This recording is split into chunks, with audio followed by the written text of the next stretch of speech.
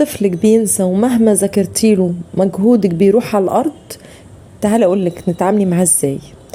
وقبل ما أكمل كلامي ياريت اللي يعجبه محتوايا يعمل شير ولايك وسبسكرايب للقناة علشان يوصلوا كل جديد ويفيد ناس كتير. ما تستغربيش وما تيأسيش لما تلاقي طفلك عملتي معاه المستحيل وبرضه نسى المعلومة، لأن في حاجة مهمة جدا احنا كأمهات بنجهلها. الذاكرة المستديمة دي علشان تنشط عند الطفل لازم التكرار بشكل يومي. يعني مثلا انت النهاردة شرحتي درس وجيتي تسألي الطفل فيه اليوم التاني، ما تزهقيش وتزعقيله وتنهاري لما تلاقيه مش عارف يجاوب. عيدي المعلومة كرريها وانتي بتذاكري اليوم بتاع النهاردة، اعملي ريفيو سريع او مراجعة سريعة عن اللي فات. كرري كل اللي فات بطريقة منتظمة كل يوم، وقسمي المنهج بطريقة منظمة. ناخده مثلا مادة زي الانجليزي مثال، الطفل بياخد في كل مرة مجموعة كلمات زي الألوان مثلا colors، بتحفظيه الكولرز كلها على بعض وتفتحي له يوتيوب، تفتحي له سواء على التليفون او على التلفزيون، تفتحي له الكولرز يسمعها مرة واثنين وثلاثة ويراجع حروفها مرة واثنين وثلاثة، مرة عن طريق الاغاني، مرة عن طريق الكروت، مرة على مرة هو لوحده هيتعلم يحفظ. الموضوع محتاج صبر.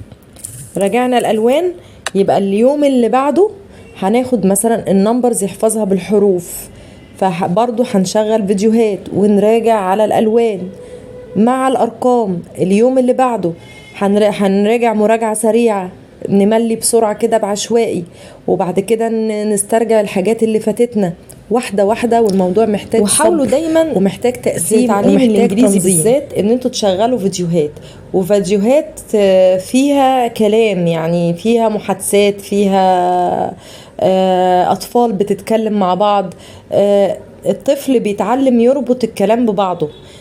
شغلوا دايما المهارة السمعية مع الحسية مع البصرية. وفي مواقع ممتازة جدا في تعليم الإنجليزي زي موقع سينج، موقع روك اند ليرن، في مستر جاك هارتمان، في ليتل فوكس. المواقع دي ممتازة ممتازة ممتازة، وفيها نظام لعب ومرح والحاجات اللي الأطفال بتحبها. ده بالنسبة للإنجليزي.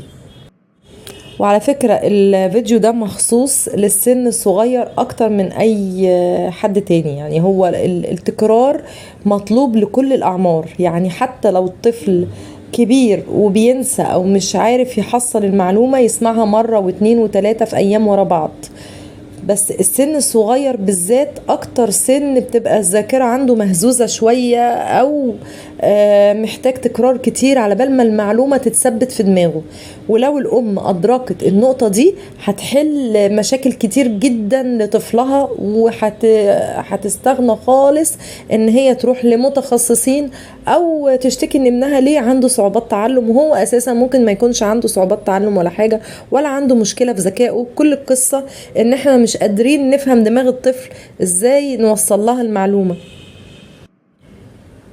كل اللي طالباه منكم واحدة واحدة على ولادكم، وكل حاجة بتيجي بالصبر.